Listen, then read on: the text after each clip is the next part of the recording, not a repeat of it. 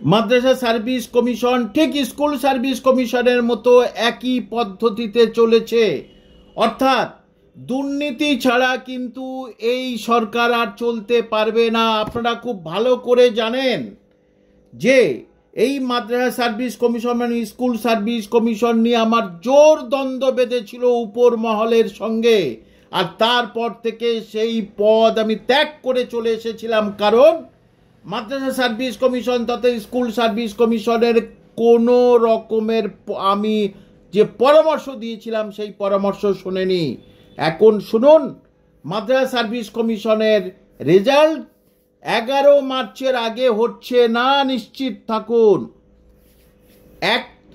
কয়েকটা কেস হয়েছে, তার মধ্যে একটা কেস নিয়ে বলছি যে ইংলিশের এসএলএসটি ইংলিশের একজন তিনি কেস করেছিলেন। সেই কেসের রায়টা আমি আপনাদের ছোট্ট করে বলে দিচ্ছি যে সে বলেছে প্রথম অ্যান্সার কি যেটা দিয়েছিল সেই অ্যান্সার কি যদি হতো তাহলে সে অনেক বেশি নাম্বার পেত।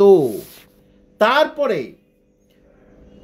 মাদ্রাসা সার্ভিস কমিশনের অ্যাডভোকেট বলছে যে আমাদের যে রিভিশন দ্বিতীয় যে অ্যান্সার কিটা দেয়া হয়েছে সেটা এক্সপার্টরা করেছে।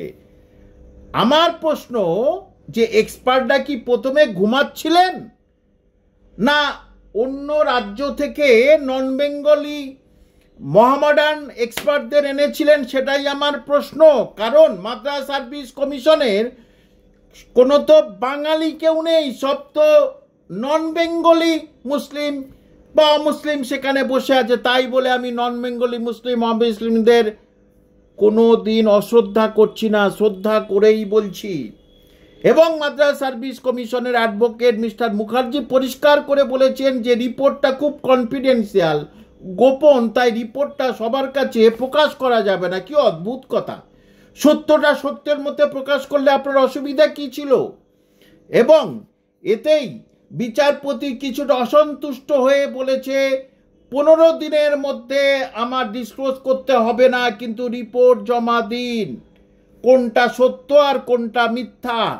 এবং 11 মার্চ 2025-এ সেটা ফার্স্ট সেম হেডিংয়ে হবে এবং কনসিডার করবে কি করবে না সেটা দেখা যাবে। সুতরাং মাদ্রাসা সার্ভিস কমিশনকে অ্যান্সার কিটা কোনটা ঠিক আর কোনটা বেঠিক, প্রথমটা কেন করলেন আর দ্বিতীয়টাকে আবার কেন চেঞ্জ করলেন, তার উপযুক্ত জবাবদিহি করতে হবে মাদ্রাসা সার্ভিস কমিশনকে। এবং আরও কেস আছে, সেটা আমি পরে বলবো, কিন্তু এটা ভাইটাল কেস। তাহলে আপনারা যারা আশায় আছেন, পরীক্ষা দিয়েছেন স্কুল সার্ভিস কমিশনের মতো, এদেরও মাদ্রাসার একই অবস্থা।